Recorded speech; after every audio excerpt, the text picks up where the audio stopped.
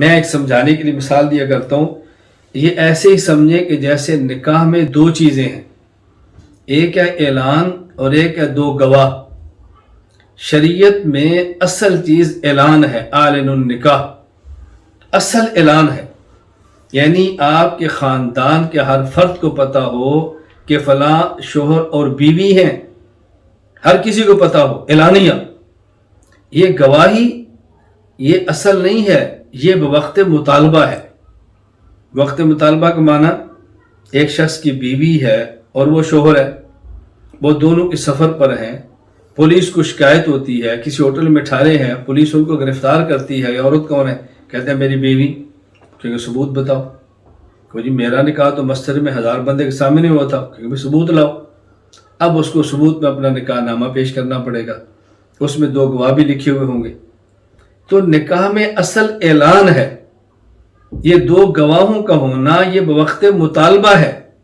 یہ بات مثل کہ جو ہمارے یہاں بات چلا دی گئی ہے نا کہ جو خفیہ نکاح کر لیں اور دو گواہ بنا لیں تو نکاح ہو جائے گا، یہ بات یاد رکھنا، یہ ہو جائے گا لیکن شریعت کے مزاج کے خلاف ہے، شریعت کے مزاج کے خلاف ہے۔ ایک ہے حد شریعت، ایک ہے مزاج شریعت۔ جو مزاج شریعت کی پابندی کرتا ہے وہ حد شریعت کی پابندی بھی کر لے گا، جو مزاج شریعت کی پابندی نہیں کرتا وہ حد شریعت کی پابندی بھی نہیں کرے گا۔ تو شریعت کے مزاج یہ ہے کہ اعلانیہ ہو، اور حد کیا ہے، قانون کیا ہے، اگر دو گواہوں کی موجودگی میں ایجاب و قبول ہو گیا تو نکاح منعقد ہو جائے گا۔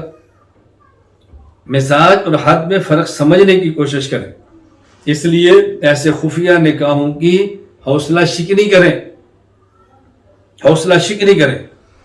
بعض لوگ ہم سے رابطہ بھی کرتے ہیں، پڑوس ممالک کی بھی پوچھتے ہیں، دیگر جگہوں سے بھی پوچھتے ہیں، کہتے ہیں لڑکی ہے بہت اچھی ہے، نیک ہے، میرا ان سے رابطہ ہوا، ہم دونوں نکاح کے لیے تیار ہیں، ہم نے دو گواہ بنا کے نکاح ویسے کر لیا ہے، اب والدین سے مانگنی ہے تو وہ تیار نہیں ہوتے، تو کیا حکم ہے؟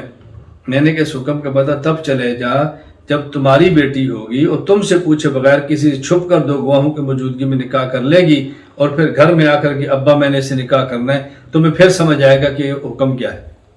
ابھی تو تم دوسری کی بیٹی سے چکر چلا رہے ہو نا، پھر تمہیں احساس ہوگا۔ خیر، میں نے یہ بات سمجھا دی، اس کو اچھی طرح سمجھنے کی کوشش فرمائیں۔